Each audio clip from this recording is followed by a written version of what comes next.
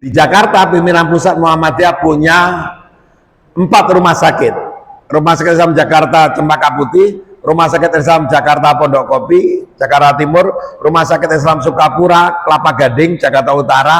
Nah, yang keempat ini yang hebat, rumah sakit jiwa. Nah, Muhammadiyah punya rumah sakit jiwa di Jakarta, di Klender dekat Pondok Kopi, hanya beberapa kilo dari Pondok Kopi.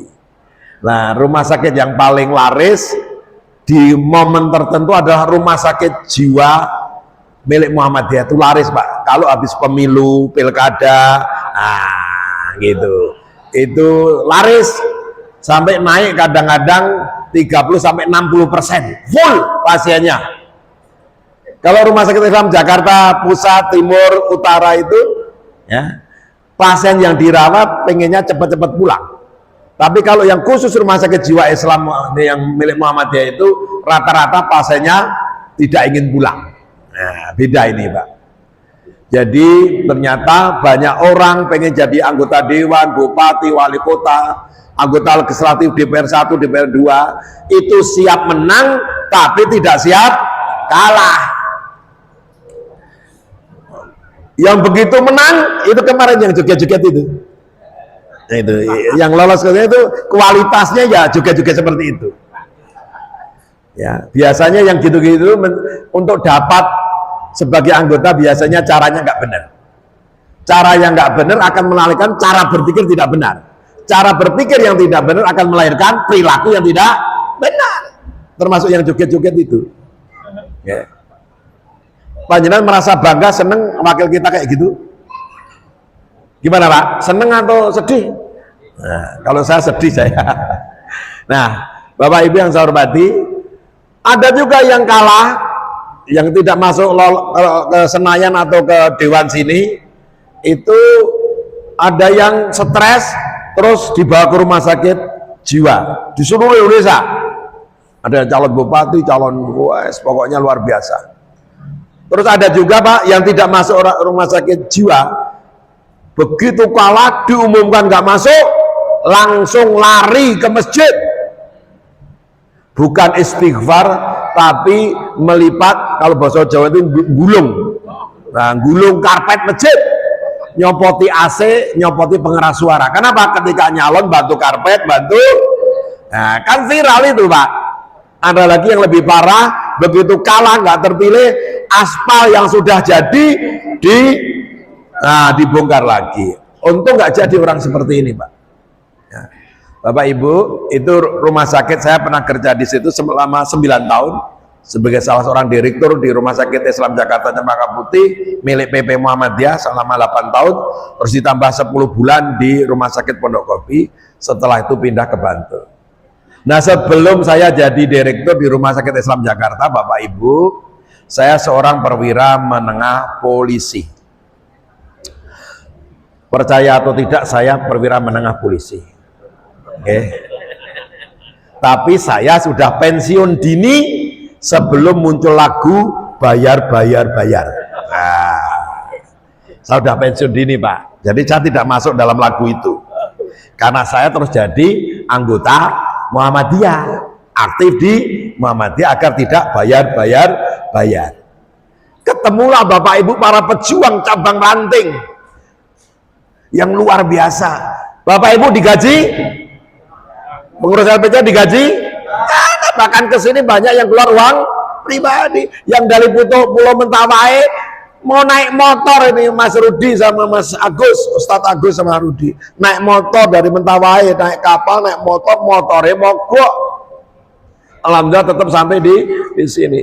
Teman-teman dari Aceh yang saat ini sedang menghadapi banyak tantangan dakwah, sampai dirikan masjid aja susah. Mudah-mudahan Allah memudahkan.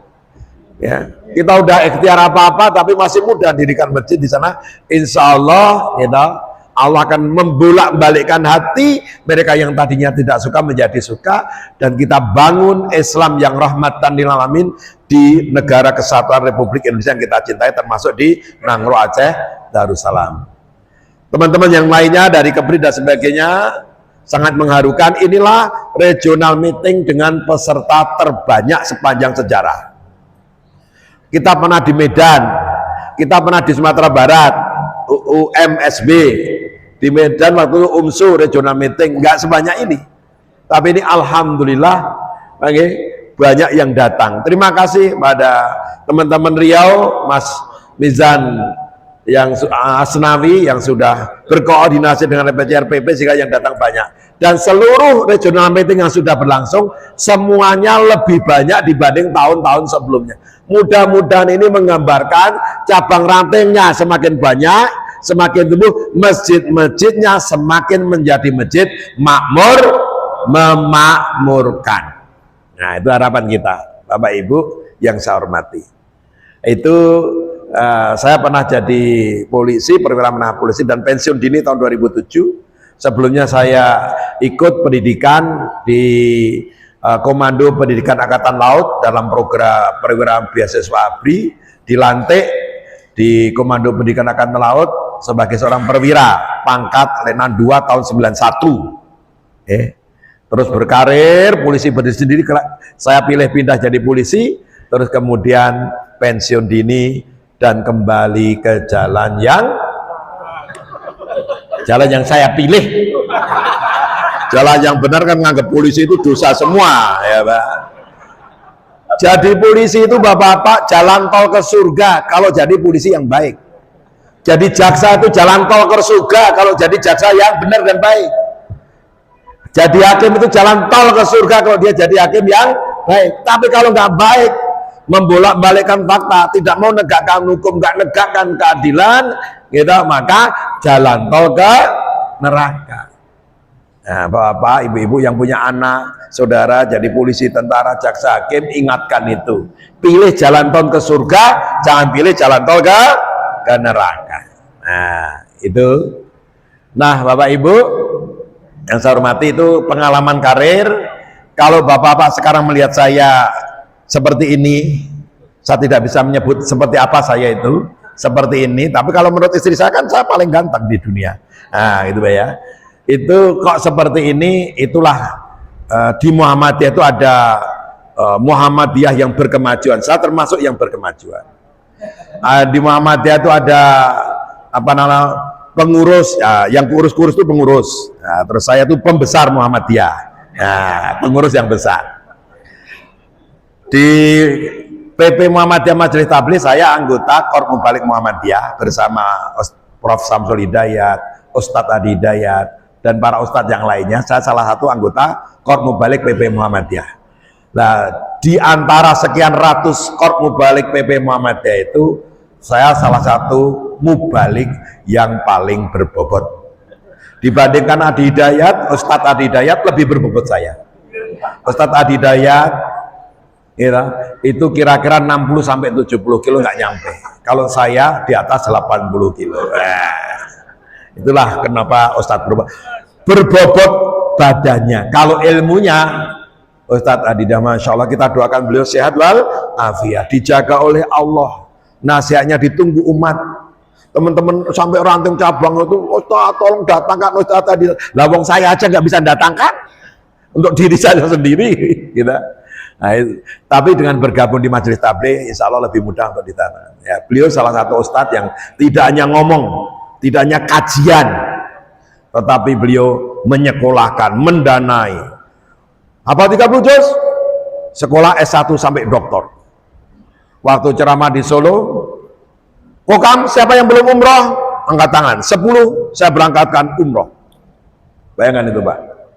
Dan itu ratusan, mungkin sudah ribuan orang.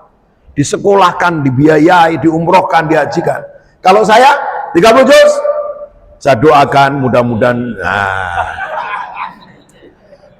bawa sih uang dikit-dikit, tapi kan nggak mungkin saya kasih bapak-bapak di sini. Nah, kalau pengajian cabang ranting saya selalu bawa uang, ternyata itu bisa menggembirakan jamaah. Nah, gitu Pak. Jadi itu saya alhamdulillah sudah berkeluarga, anak 4. Yang 3 itu dari istri muda saya, dan yang nomor 4 dari istri tua saya. Ada pertanyaan Ibu-ibu?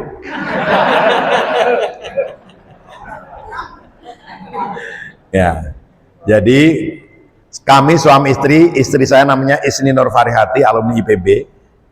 Gitu. Saya alumni psikologi UGM, kena di IPM, gitu. Terus kemudian kami menikah 7 tahun, 6 tahun lebih belum dikasih amanah oleh Allah keturunan. Jadi hampir 7 tahun kami tidak punya keturunan. Berangkat haji berdua, pulang langsung diberi anugerah oleh Allah, titipan Allah berupa anak 4 orang tadi. Mafaza Najura Hasbi, ini yang anak istri muda. Terus Nu'man Fayyad Azami Jamal, ini anak istri tua. Saat ini saya sudah tidak punya istri tua lagi. Saat ini saya sudah tidak punya istri muda lagi, karena istri muda saya sudah berubah jadi tua. Nah. Ibu-ibu sudah paham belum? Ya. Kenapa ada istri muda, istri tua? Karena anak pertama, kedua, ketiga itu lahir pangkat saya sudah mayor. Pangkat saya sudah komisaris mayor, baru punya keturunan. Sudah mayor saya Pak, baru punya keturunan.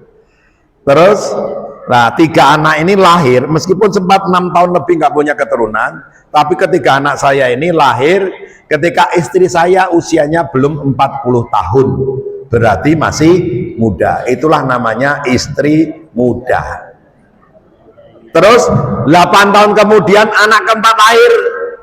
Ya. Itulah anak istri tua. Karena ketika melahirkan anak keempat usianya sudah di atas 41 tahun. 40 tahun ke atas itu bagian dari kelompok tua. Sekarang yang datang ngaji, siapa yang istri muda angkat tangan? Ternyata 100% istri tua. Pengajian di mana-mana itu yang banyak istri tua, yang istri muda jarang yang datang. Ya. Padahal mereka butuh, karena anaknya masih kecil, masih remaja, butuh ilmu yang banyak, tapi istri muda rata-rata nggak datang, yang datang istri tua. Jadi ibu sudah paham, istri saya berapa Bu? Bu? 1, alhamdulillah.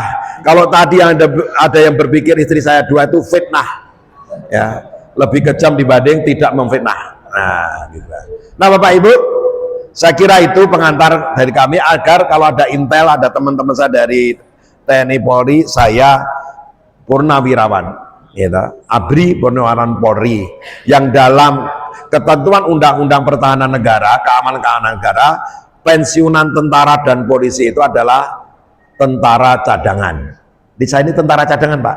Kalau nanti terjadi perang, gitu, saya dipanggil. Pensiunan itu panggil Pak. Di samping yang wajib militer panggil, suruh ngadap komandan.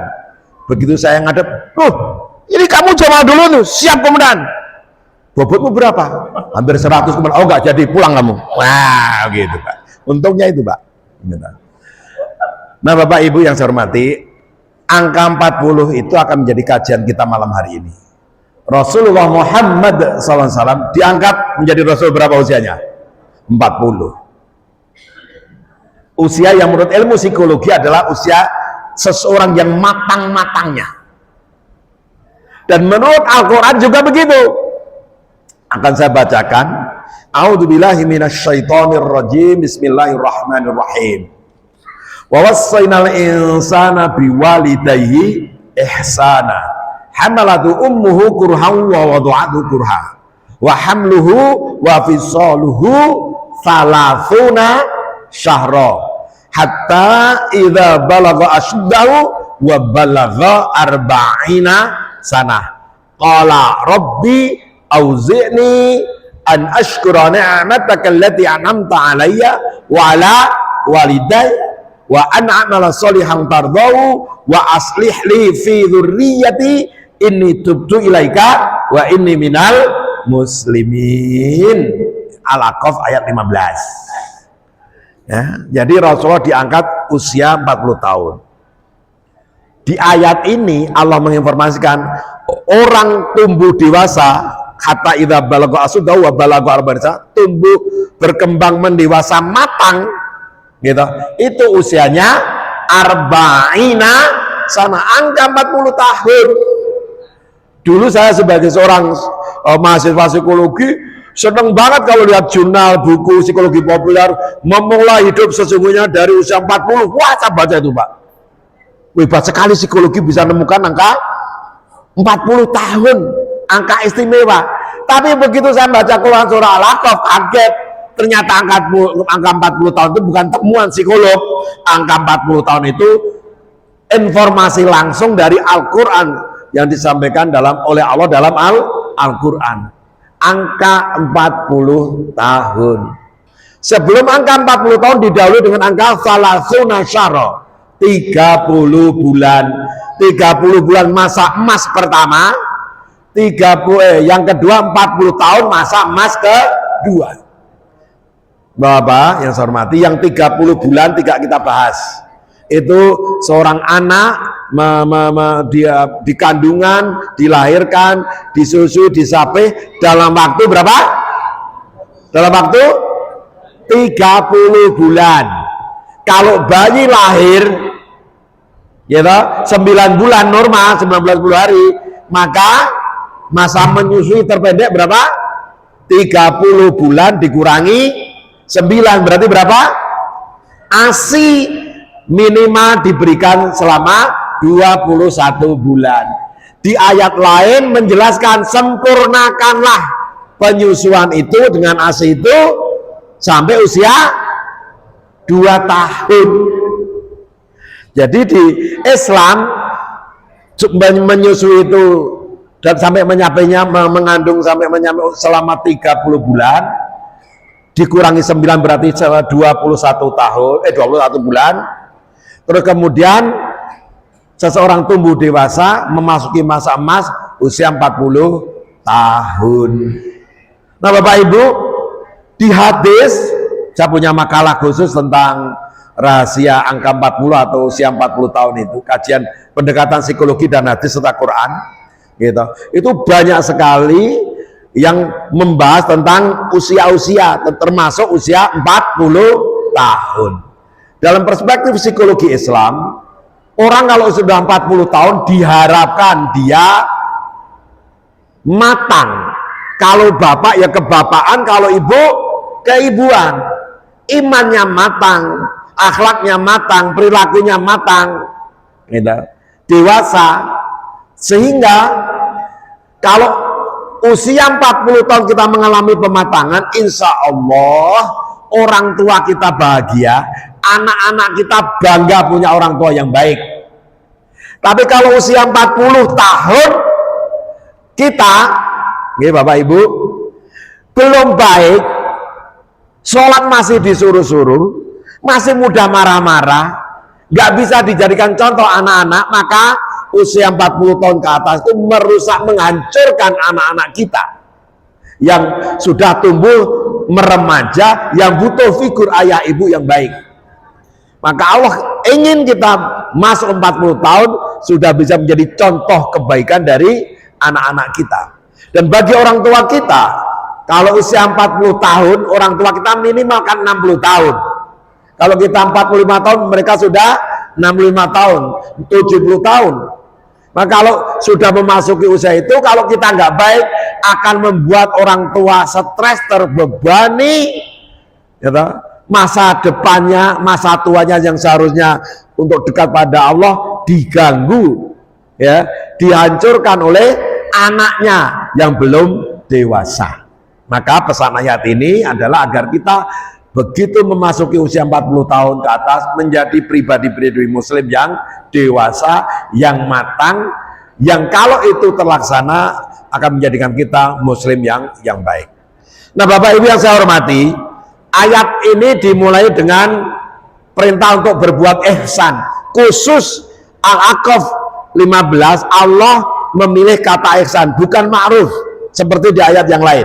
Berbuat ma'ruf, ya. Tapi di sini kita diperintahkan berbuat ihsan.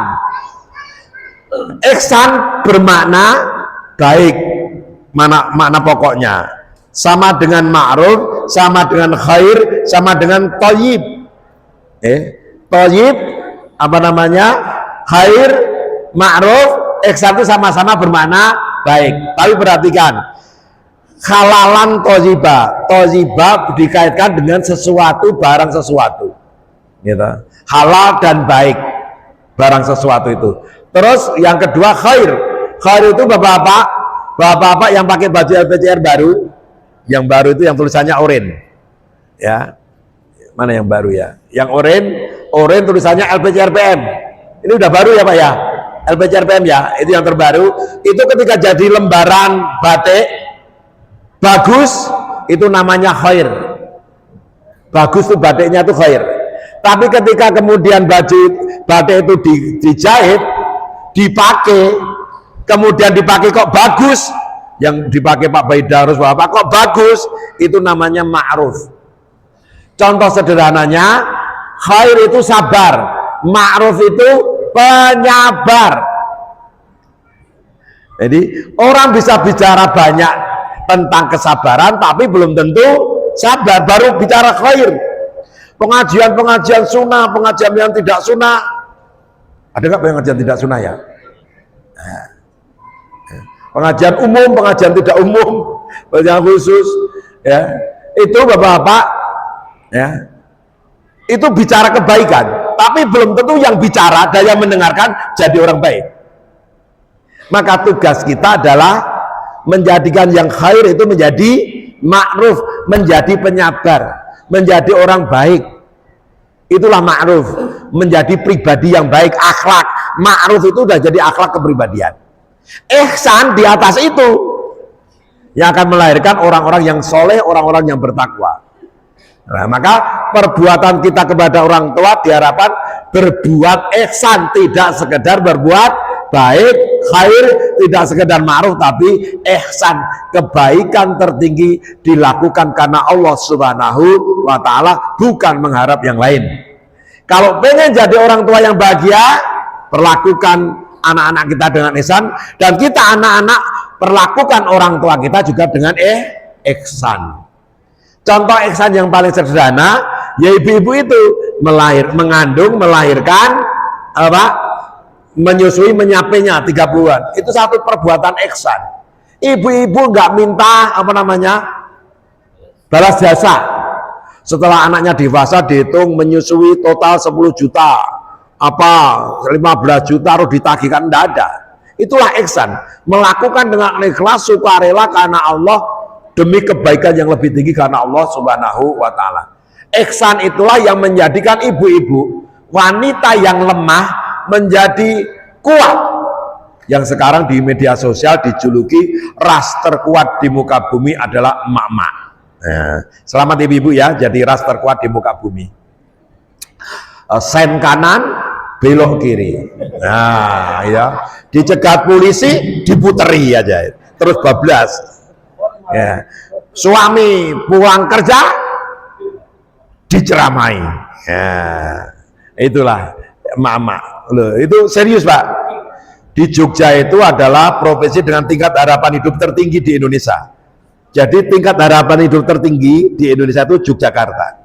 Bukan tingkat kebahagiaan loh Pak. Tingkat harapan hidup tertinggi Yogyakarta. Ya. Berapa rata-ratanya? Hampir 76 tahun saat ini rata-rata hidup usia orang Jogja. Sehingga banyak orang Jakarta, orang kemana-mana ke Jogja. Nah, nanti Jogja akhirnya penuh orang, cepat mati juga itu Pak.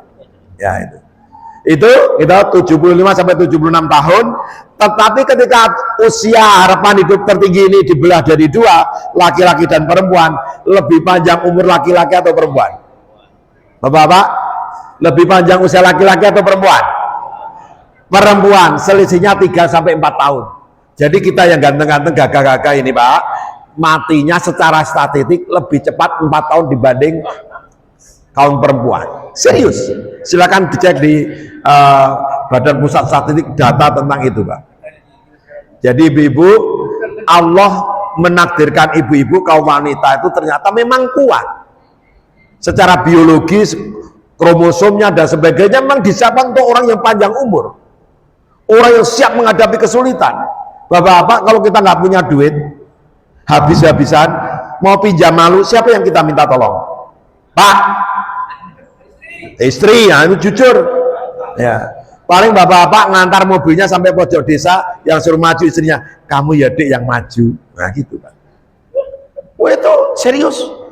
Terus apa lagi Pak? Wanita ketika anaknya sakit, masih bayi, beliau ini, ibu-ibu ini kuat menggendong dalam kondisi berdiri, tidak tidur berjam-jam.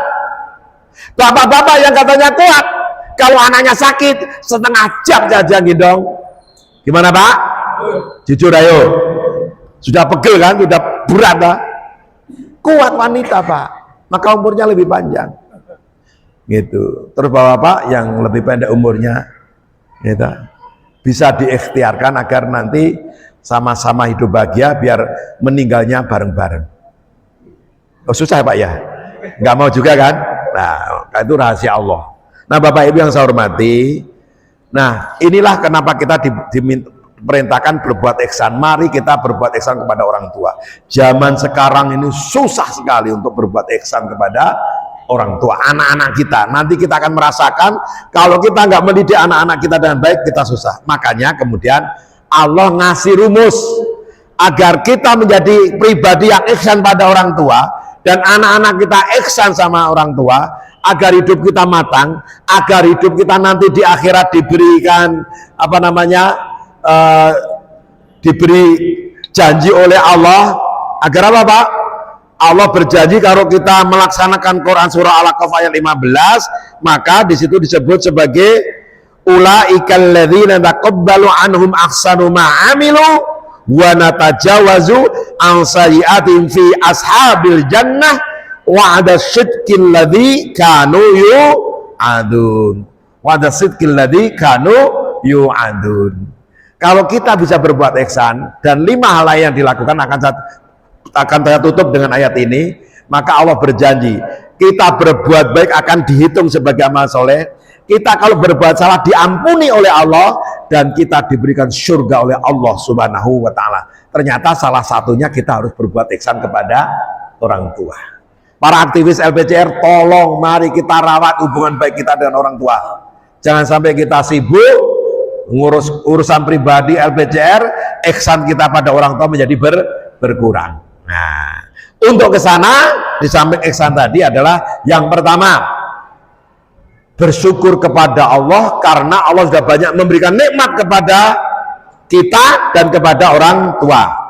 Kalau nanti saya teriak tambah umur, maksudnya 40 tahun ke atas, gitu, jawabnya adalah tambah bersyukur. Ini kesimpulan pengajiannya, penutup Pak. Tambah umur, tambah bersyukur. Siap? Bapak Ibu, kita menuju usia semakin matang, semakin dewasa, sekaligus menuju kematian. Maka tambah umur, ya, belum kompak. Tambah umur, alhamdulillah. Robbi auzini an ashkura. Maksudnya itu Pak, bersyukur kepada Allah, bersyukur. Ibu-ibu, bersyukur nggak punya suami ibu-ibu yang sekarang ini? Bu? Ya alhamdulillah. Yang jawab hanya 5 Pak. Jadi rata-rata laki-laki membuat istri harus bersabar, bukan bersyukur. Coba sekarang saya balik, bapak-bapak, istri bapak-bapak yang sekarang itu membuat bapak-bapak bersyukur atau bersabar? Nah sekarang yang jawab bersyukur dulu angkat tangan. Bapak-bapak yang bersyukur punya istri yang sekarang ini angkat tangan. Nggak berani angkat tangan. Gawat ini ibu-ibu. Sekarang yang sabar siapa? Bapak-bapak nggak jelas. Sabar ngacungnya 5, terus yang bersyukur ngacungnya juga sedikit. Jadi yang mayoritas bapak itu bingung dengan istrinya. Gitu? Bingung dengan istrinya. Nggak jelas. Padahal hidup itu hanya 2. Wa nabluukum bisyarri wal khairi fitnah. Pada kalian semua manusia akan bertemu dengan 2 fitnah, 2 ujian. Fitnah di sini bukan bermakna fitnah bahasa Indonesia, tapi ujian. Apa ujiannya? Syarri wal khairi, ujian buruk dan ujian baik. Ibu-ibu yang punya istri suami baik disyukuri. Yang punya suami yang belum sesuai harapan disabari. Rumusnya hanya itu. Bapak juga demikian. Kalau istrinya baik disyukuri. Kalau istrinya belum sesuai harapan disabari. Dua-duanya masuk surga. Ada kisah anekdot. Suatu sore ada seorang bapak-bapak namanya Jamaluddin aja lah. Kalau nama lain nanti ada yang tersinggung kan. Nah, namanya ikut pengajian. Yang ngasih pengajian Ustadz Baidarus, Dr. Baidarus. Inti pengajian sore itu adalah temanya bersyukur kepada Allah. Bersyukur itu lebih hebat dibanding bertakwa dan sebagainya lah. Barang siapa yang bersyukur akan ditambah nikmat dan masuk surganya Allah. Lah Jamaluddin ini yang ikut pengajian itu semangat sekali, pulang berbinar-binar. Sampai rumah, assalamualaikum, Yayang, engkau di mana? Yayang itu kalau muda sayang, kalau tua eyang.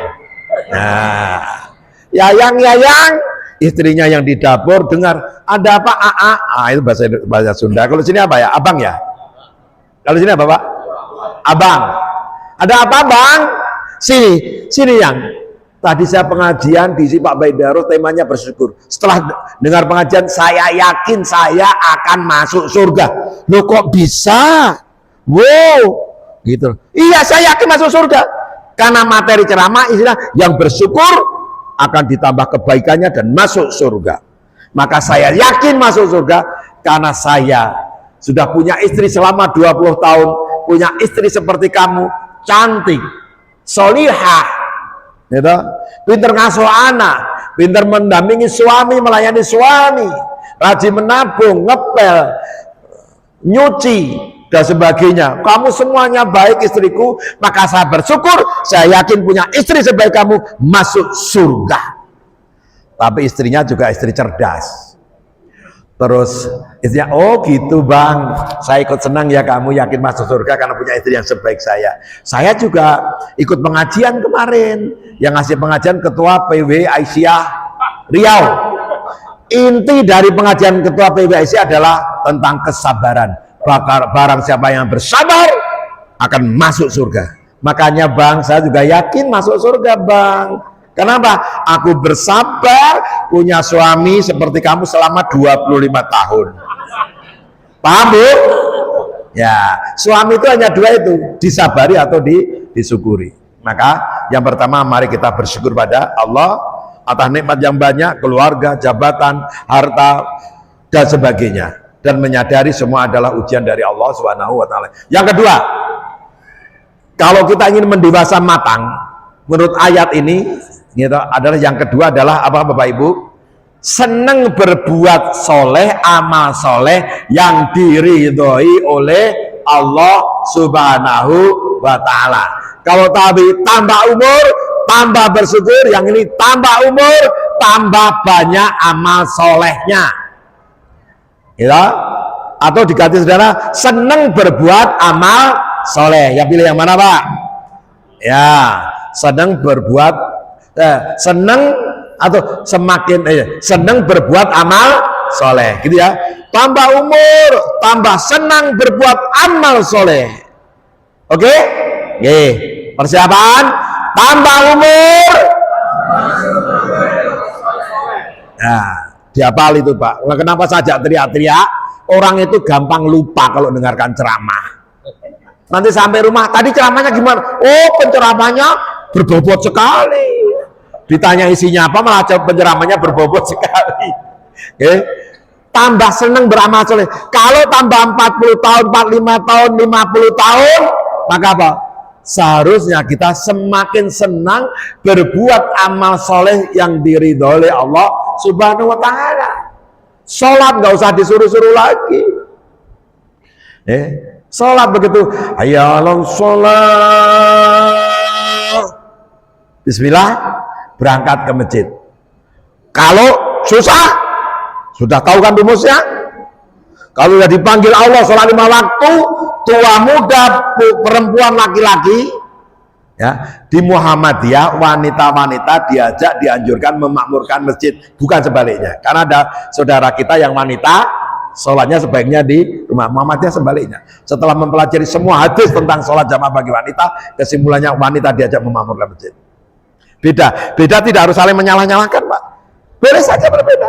Maka LPCRPP menerbitkan buku Titik Beda Salafi dan Muhammadiyah Perspektif Fikih agar kita tidak saling salah paham. Beda itu tidak harus saling mengkafirkan. Ustadz Adi Hidayat saja dikafir-kafirkan, apalagi hanya Jamaluddin. Ya, nah? Di Muhammadiyah tidak boleh seperti itu. Kalau ada orang berbeda, ya udah dihormati. kita tidak perlu melakukan, ya kita melakukan yang kita yakini, dan semua fatwa dari Muhammadiyah adalah fatwa jama'i, fatwa yang dikumpulkan setelah diskusi bermusyawarah para ulama Muhammadiyah baru. Di Muhammadiyah tidak boleh ada fatwa pribadi. Nah, yang sering beda dengan kita itu kebanyakan bahkan 100% fatwa pribadi. Itu kelebihan Muhammadiyah. Hati-hati dalam fatwa, tidak mengeluarkan fatwa pribadi, harus disepakati. Cara sholat bagaimana, dan maka LPCR mengeluarkan buku itu, tidak ada satupun kata nista, kata-kata menjelekkan dalam buku yang diterbitkan LPCR. Buku itu diterbitkan agar warga Muhammadiyah tua muda ngerti bahwa yang kita lakukan itu semuanya ada dalilnya, semuanya sunnah. Hanya kita jarang menyebut keputusan sunnah majelis tarjih, enggak. Nah, banyak anak-anak muda yang karena tidak disebut sunnah terus merasa cara sholatnya tidak sunnah. Padahal itu diteliti, ditarjihkan, dipilih hadis-hadis yang paling kuat, yang paling rajih, paling jelas, bukan alcal hadis sahih. Kenapa kita meluruskan soft itu tidak kejaran kaki dengan kaki? Yang mepet kaki itu silakan, kita nggak akan menyalahkan. Tapi Muhammadiyah setelah meneliti, ternyata dalil yang paling kuat dalam meramatkan soft adalah bersentuhan lembut bau kanan kita dengan jamaah di samping kita. Gak usah saling menyalahkan. Itu sekedar contoh, Pak. Itu siapa yang berbuat itu banyak, tidak hanya Muhammadiyah. Nah, tapi kita nggak ngaji itu, jadi serius lah pengajiannya. Ya, nah, Bapak Ibu, tadi sampai apa tadi? Senang beramal soleh, dipanggil sholat. Nah, sekali lagi, agar masjid-masjid makmur seperti program kita, maka mari warga Muhammadiyah senang berbuat amal soleh, salah satunya melakukan sholat berjamaah tua muda, laki-laki perempuan di masjid-masjid yang kita miliki, Bapak. Jangan sampai yang berangkat sholat hanya bapaknya, ibunya, anaknya ditinggalkan tidur. Saya keliling ke Indonesia, rata-rata masjid sholat jamaah subuh masjid di Indonesia, baik NU, Muhammadiyah, pemerintah dan sebagainya, itu rata-rata sholat subuhnya itu yang hadir tidak punya anak dan keturunan. Setelah selesai sholat subuh balik lagi ke rumah, baru punya anak keturunan lagi. Paham ibu-ibu? Kenapa? Kita lupa bahwa mendidik sholat berjamaah itu tugas kita, kewajiban kita. Ajak anak-anak sholat berjamaah di masjid. Seorang nabi kesayangan Allah, Khalilullah, Nabi Ibrahim alaihissalam saja, Rasul tercinta pilihan Allah, beliau masih minta tolong pada Allah agar mampu membuat dirinya soleh, sholat dan anak keturunan. Apa doanya? Quran surah Ibrahim ayat 40. Rabbi ja'alni muqimas shalah wa min dzurriyyati rabbana wa taqabbal du'a. Loh, minta tolong pada Allah. Kurang apa Nabi Ibrahim? Satu-satunya orang yang disebut dalam sholat setelah Rasulullah siapa? Nabi Ibrahim. Doa yang paling banyak dicantumkan Allah dalam Al-Quran, doa Nabi Ibrahim. Kisah hidupnya dari kecil sampai dewasa, Nabi Ibrahim bersama Nabi Musa. Terus apa lagi, Pak? Luar biasa. Tapi urusan sholat minta tolong kepada Allah. Kenapa? Mengajak anak sholat berjamaah, menegak sholat bukan urusan gampang. Mari saling menyemangati. Bapak-bapak siap memakmurkan masjid? Insya Allah siap. Bapak berani ngajak istrinya sholat jamaah ke masjid? Kok semakin menurun kualitasnya? Bapak siap ngajak istrinya ke masjid? Alhamdulillah, insya Allah. Terus ibu-ibu karena suami sering capek bekerja, siap ngajak suami sholat jamaah ke masjid, mengingatkan sholat jamaah ke masjid? Alhamdulillah. Bapak ibu siap mengajak anak-anak ke masjid? Alhamdulillah. Mari Pak, kalau caranya itu insya Allah masjid-masjid Muhammadiyah akan makmur. Karena mayoritas kita sholat tidak bawa istri, tidak bawa anak. Maka sepi masjid Muhammadiyah. Rata-rata masjid Muhammadiyah nasional 30 orang jamaah sholat 5 waktu.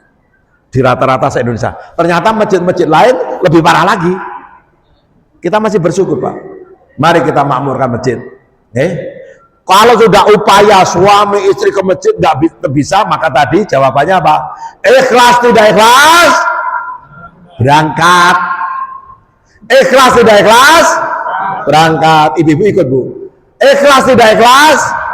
Nah, kalau sudah dengar adzan, tidak usah nunggu ikhlas.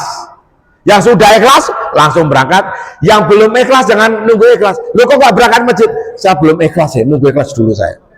Lo kok nggak puasa? Kata Ustadz, ibadah yang dilaksanakan dengan tidak ikhlas akan menjadi ibadah yang sia-sia di mata Allah. Daripada saya sia-sia, lebih baik saya tidak ibadah. Nah, kalau kewajiban ikhlas berangkat, tidak ikhlas berangkat. Yang berangkatnya belum ikhlas, ada peluang untuk ikhlas. Di mana itu? Di jalan. Allah menurunkan ikhlasnya. Di mana lagi? Tempat wudhu. Bapak-bapak yang datang gak ikhlas, emosi. Gara-gara saya punya istri, harus ke masjid lagi. Nah itu. Nah istrinya solihah Pak. Sampai wudhunya itu meskipun marah, nggak ada orang wudhu terus airnya dilempar-lempar. Semarahnya orang pergi ke masjid wudhu, begitu ambil wudhu pertama kali apa? Nah basuh tangan, begitu, nggak harus dibalik urutannya.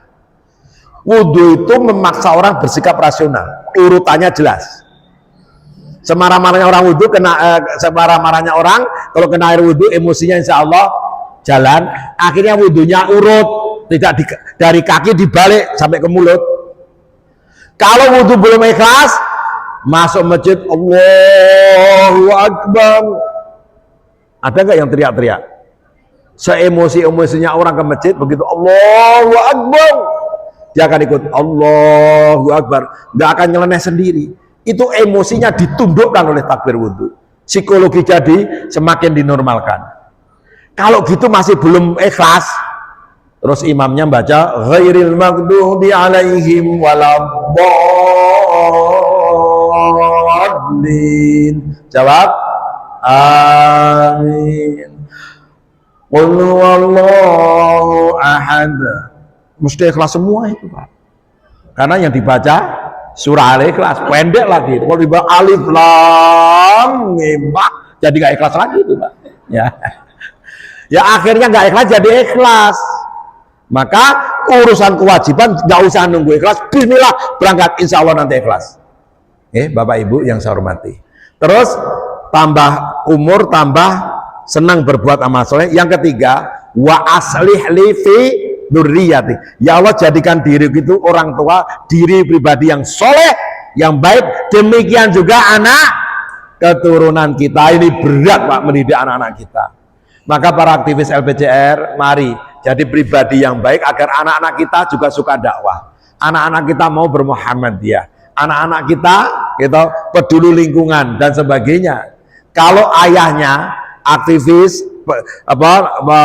penggerak Islam ini pribadinya baik, anak-anak kita mesti akan bangga punya ayah. Nanti istri kita akan bilang, nak, nanti kalau kamu sudah besar jadi orang Muhammadiyah ya. Kenapa Bu? Seperti ayahmu itu, suami yang baik, yang penuh perhatian kepada saya, seluruh gajinya diberikan kepada saya. Apalagi Bu, mudah meminta maaf, sering memuji kaya dan sebagainya. Itulah orang Muhammadiyah. Nak, kamu kalau besar jadi orang Muhammadiyah. Tapi kalau kita ini aktivis ini sudah sukanya marahi istri, sukanya nyusahin istri, pulang rapat langsung tanya, nak ibumu kemana? Nggak tahu ya. Anak kok nggak tahu ibunya kemana? Begitu ada ibunya, Bu, anakmu kemana? Ayah, saya nggak tahu ya anak kemana. Ibu kok nggak tahu anaknya. Setiap pulang tuh marah-marah, nggak bawa snack, marah-marah lagi. Nanti istrinya akan bilang, anak-anakku semuanya nanti kalau sudah besar nggak usah jadi orang Muhammadiyah. Kenapa? Hasilnya kayak bapakmu itu, marah-marah terus. Ingat, kita bermuhammadiyah bukan sekedar berorganisasi. Bermuhammadiyah itu berislam. Bermuhammadiyah itu beribadah. Bermuhammadiyah itu berdakwah. Yang kita perjuangkan bukan Muhammadiyahnya, yang kita perjuangkan adalah agama Islam. Sering kita dileceki orang organisasi itu, orang ormas itu, biar saja. Biar saja. Kita semuanya berdasarkan Quran dan Sunnah. Jadi tambah umur, tambah apik, rumah tanggane. Ayo, tambah umur. Wah, nggak kompak ini. Ya gini, kalau saya sebut tambah umur, tambah baik rumah tangganya, itu nanti bisa salah paham. Tambah umur, tambah baik rumah tangganya. Keliru kan? Ya tambah baik apanya? Rumah tetangganya. Saya ganti dengan tambah baik keluarganya. Oke, tambah umur. Islam yang indah itu harus kita rasakan kebahagiaannya di rumah tangga bersama anak kita. Wa asli li fi dzurriyyati, bapak baik, ibu baik, mewujudkan keluarga yang baik. Jangan lupa ini Pak, penting. Karena ketika Ibnu Abbas radhiyallahu an menjelaskan tentang 7 kriteria fid dunya hasanah, salah satunya adalah itu. Keluarga yang baik, punya pasangan hidup yang baik. Penjelasan Ibnu Abbas tentang fid dunya hasanah. Nah, terus yang keempat Bapak, kalau kita ingin mendewasa menjadi muslim yang semakin baik, maka yang keempat adalah ini tubtu ilaika wa ini minal muslimin. 5 langsung. Yang keempat adalah kita bertobat pada Allah. Kalau berbuat baik, berbuat salah, berhenti. Ingat Allah, mohon ampun kepada Allah, gitu. Mohon ampun kepada Allah. Setelah itu kita yang kelima mempraktekkan Islam, berislam dengan sebaik-baiknya. Ya, ini tubtu ilaika wa ini minal muslimin. Saya kira itu Bapak. Saya mengajak, mari kita makmurkan masjid-masjid. Ibu-ibu, jangan lupa bawa anak-anak kita. Ibu-ibu pengen ke surga dengan putra-putrinya? Yang jelas Bu, ibu-ibu pengen ke, karena ini doa. Ibu-ibu pengen ke surga, ketemu anak-anak putra-putrinya? Pengen. Bapak pengen ketemu di surga dengan putra-putrinya? Ibu-ibu pengen ketemu lagi di surga dengan suaminya? Waduh, pengen. Wah, suaminya baik gitu Pak, atau jengkel juga boleh. Pengen. Nah, sekarang Bapak pengen ketemu istrinya lagi di surga? Baru kali ini laki-laki kompak. Biasanya tuh pengen, Bapak pengen ketemu istrinya lagi di surga? Jawabnya senyum-senyum, nggak jelas. Karena boleh jadi di dalam hatinya itu ngomong gini, Pak Jamal, cukuplah sengsara dan menderita di dunia sekali saja. Nanti di akhirat ganti Pak Jamal. Nah, itu guyonan saja. Karena laki-laki itu jarang mengekspresikan keinginannya, cintanya. Bahkan mereka itu di jalan ditabrak rantis brimob, ya itu kesenggol ya Pak ya. Ya. Terus di jalan bocor bannya, di kantor dimarahi atasannya. Seorang suami yang baik tidak cerita kepada istrinya agar tidak mau mengganggu istrinya. Seorang istri yang baik akan berkata dalam dirinya, biarlah derita, gitu, biarlah sengsara, kesusahan, aku tanggung sendiri. Yang penting istriku bahagia. Betul Bapak-bapak?